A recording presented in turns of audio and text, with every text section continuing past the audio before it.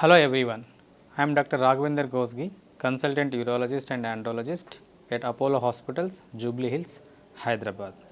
ఈరోజు మనం పురుషులలో సంతాన సమస్యలు తర్వాత సెక్షువల్కి సంబంధించిన సమస్యల గురించి తెలుసుకుందాం. సో యూజువల్గా అంటే నేను ప్రాక్టీస్ చేసే ఈ ఆండ్రాలజీ డిపార్ట్మెంట్ లోపల ప్రధానంగా వచ్చేవి సెక్షువల్ రిలేటెడ్ సమస్యలు. సెక్షువల్ రిలేటెడ్ సమస్యల్లో కూడా ఒకటి అంగస్తంభనకు సంబంధించిన సమస్య, ఇంకొకటి ఎర్లీ ఎజాక్యులేషన్, శీఘ్రస్ఖలనం అంటారు. ఇవి కామన్గా ప్రధానంగా వచ్చే సమస్యలు. ఇది కాకుండా ఇంకొకటి సంతానలేమి అంటే ఫర్టిలిటీ రిలేటెడ్ ఇష్యూస్, ఈ ప్రాబ్లమ్స్తో వస్తుంటారు. ఇది కాకుండా జనరల్ యూరలాజికల్ కండిషన్స్ కూడా, యూరిన్ రిలేటెడ్ ఇన్ఫెక్షన్స్ కానీ, ప్రాస్టేట్కి సంబంధించిన సమస్యలు కానీ, స్టోన్స్ రిలేటెడ్ సమస్యలు కానీ, ఆర్ పేషెంట్స్కి సంబంధించి ఇంటర్కోర్స్ రిలేటెడ్ ఇష్యూస్, పార్ట్నర్స్ ఒకరితో కలిసినప్పుడు అట్లాంటి ప్రాబ్లమ్స్ కానీ ప్రధానంగా ఉంటాయి. సో ప్రధానంగా మనము ఇన్ఫర్టిలిటీ రిలేటెడ్గా చూస్తే అంటే పురుషులలో వంధ్యత్వం లేదంటే సంతానలేమి అంటారు. దీనికి సంబంధించి రకరకాల కారణాలు ఉంటాయి. సో ఎందుకు వస్తుంది ఈ కాలం లోపల అంటే ఈ సంతానలేమి అనేది జన్యుపరమైన కారణాలు రావచ్చు, పుట్టుకతో వచ్చే జన్యుపరమైన లోపాలు కావచ్చు, లేదంటే హార్మోన్కు సంబంధించిన ప్రాబ్లమ్స్ ఏమైనా ఉండొచ్చు. అలా కాకుండా ఈ మన పురుషాంగాలకు సంబంధించిన ఇన్ఫెక్షన్స్, ఈ జననాంగాల ఇన్ఫెక్షన్స్ వల్ల కావచ్చు.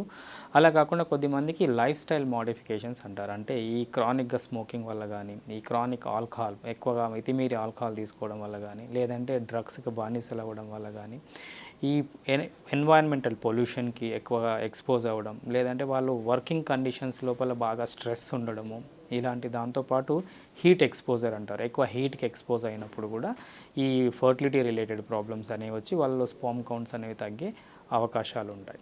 సో ఏదైనా కపుల్ వాళ్ళు మ్యారేజ్ అయిన తర్వాత ఒక 1 year వరకు కనుక ట్రై చేస్తే రెగ్యులర్గా ఇంటర్ కోర్స్ ఎలాంటి ప్రొటెక్షన్స్ లేకుండా ట్రై చేసినప్పుడు ఒకవేళ అందులో కూడా ప్రెగ్నెన్సీ రాకపోతే 1 year అటెంప్ట్ చేసిన తర్వాత కూడా, అంటే దీన్ని రెగ్యులర్ అన్ప్రొటెక్టెడ్ ఇంటర్ కోర్స్ అంటారు. అలా చేసినప్పుడు వైఫ్కి కూడా ఎలాంటి ప్రాబ్లమ్స్ లేవు అలాంటన్నప్పుడు డాక్టర్స్ దగ్గరికి వస్తుంటారు. ఇలాంటి ఉన్న వాళ్ళు మేల్ పేషెంట్స్ మా దగ్గరికి రావడం జరుగుతుంది. అలా వచ్చినప్పుడు వాళ్ళకు బేసిక్ టెస్ట్ చూస్తాం. అంటే ఒక ఫిజికల్ హిస్టరీ తీసుకుంటాం, ప్రాపర్గా ఎలా ఉంది, వాళ్ళు చిన్నప్పటి నుంచి కూడా ఎలా ఉంది, ఏమైనా సర్జరీస్ అయ్యాయా, టెస్టిస్ ప్రాపర్గా ఉందా లేదా, ఇవి హిస్టరీ తీసుకున్న తర్వాత ఫిజికల్ ఎగ్జామినేషన్ చూస్తాం. వాళ్ళ ఆర్గన్ సైజ్ ఎలా ఉంది, టెస్టిస్ సైజ్ ఎలా ఉంది, వ్యాజ్ డిఫరెన్స్ అనే స్ట్రక్చర్ ఎలా ఉంది, ఉందా లేదా, ఎపిడెడమిస్ ఎలా ఉంది, ఇవి ప్రధానంగా ఎగ్జామినేషన్లో చూస్తాం. ఇది చూసిన తర్వాత వాళ్ళకు ఒక బేసిక్ ప్రొఫైల్ అని ఉంటుంది. వాటి లోపల ఏముంటాయంటే హార్మోన్ టెస్ట్లు, తర్వాత సిమెన్ అనాలిసిస్, అది బేసిక్ టెస్ట్, దాంతోపాటు ఒక స్క్రోటల్ స్కాన్ అనేది ఇది బేసిక్ ఎవాల్యుయేషన్లో వస్తుంది. ఈ బేసిక్ వర్కప్ చేసిన తర్వాత ఆ వచ్చే రిపోర్ట్స్ని బట్టి అంటే ఓవరాల్గా patient examination, history, basic profile ఇవన్నీ చూసిన తర్వాత ఒక రఫ్ ఐడియా వస్తుంది మేల్ సైడ్ నుంచి ఏమైనా బేసిక్ ప్రాబ్లమ్స్ ఏమైనా ఉన్నాయనేది. దాన్ని బట్టి మనం నెక్స్ట్ ట్రీట్మెంట్కి వెళ్ళడం జరుగుతుంది.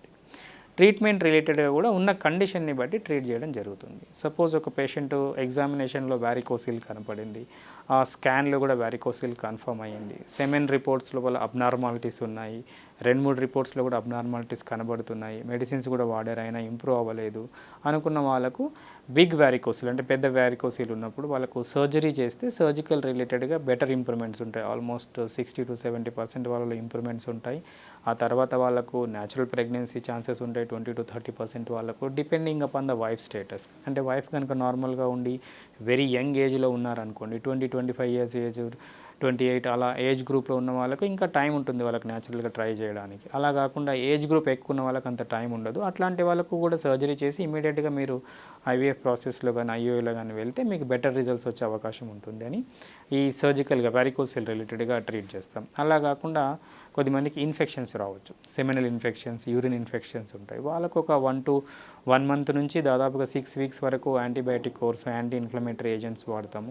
అవి దాని తర్వాత ఇంప్రూవ్ అయ్యే స్టేటస్ని బట్టి వాళ్ళకు గైడ్ చేయడం జరుగుతుంది. ఇది సెకండ్. ఇంకొద్దిమందికి హార్మోన్ లోపములు ఉంటాయి. హార్మోన్ లోపాలు ఉన్న వాళ్ళకు ట్యాబ్లెట్స్తో ట్రై చేయొచ్చు. కొద్దిమందికి ట్యాబ్లెట్స్ సరిపోవు, అలాంటి వాళ్ళకు ఇంజెక్షన్స్ ఉంటాయి, హెచ్సిజీ, హెచ్ఎంజీ ఇంజెక్షన్స్ అని ఉంటాయి. ఆ ట్రీట్మెంట్ ద్వారా కూడా వాళ్ళని మళ్ళీ రీఅసెస్ చేయొచ్చు. అంటే ఓవరాల్గా ఒక ఫర్టిలిటీ ప్రాబ్లంతో ఒక మేల్ కనుక వస్తే మేము చేసే దాంట్లో ఒకటి ఇంజెక్షన్ థెరపీ ఉండొచ్చు, లేదంటే సింపుల్ ట్యాబ్లెట్ ఫామ్తో అవ్వచ్చు, లేదంటే సర్జికల్ కండిషన్స్ అవ్వచ్చు.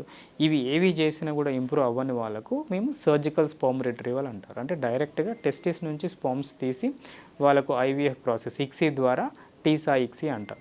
ఆ ప్రాసెస్ ద్వారా ముందుకెళ్ళే అవకాశం ఉంటుంది. కొద్దిమంది చాలా సివియర్ ప్రాబ్లంతో వస్తారు. వాళ్ళకు చాలా టెస్టిస్ సైజ్ చిన్నగా ఉంటుంది. ఈవెన్ రెగ్యులర్గా నీడిల్ ద్వారా చేసే టీసా లోపల స్పర్మ్స్ రాకపోవచ్చు. పేషెంట్స్ కూడా దే ఆర్ డెస్పరేట్గా ఉంటారు. అంటే మా ఓన్ స్పర్మే కావాలి, ఎట్టి పరిస్థితుల్లో కూడా మేము డోనార్ స్పర్మ్కి యాక్సెప్ట్ చేయము అంటారు. అట్లాంటి వాళ్ళకు అదే latest technique micro dissection TC అంటారు, మైక్రో టీసీ అంటారు. ఆ మైక్రో టీసీ లోపల స్పర్మ్స్ దొరికే అవకాశం దాదాపుగా డిపెండింగ్ అపాన్ ద కండిషన్ 30-50% వరకు ఉంటుంది. దాని ద్వారా వాళ్ళు ఓన్ జెనెటిక్ బేబీకి పేరెంట్ అయ్యే అవకాశం ఉంటుంది. సో ఓవరాల్గా ఈ విధంగా మేము మేల్ ఫర్టిలిటీ వచ్చిన పేషెంట్స్ని ట్రీట్ చేయడం జరుగుతుంది.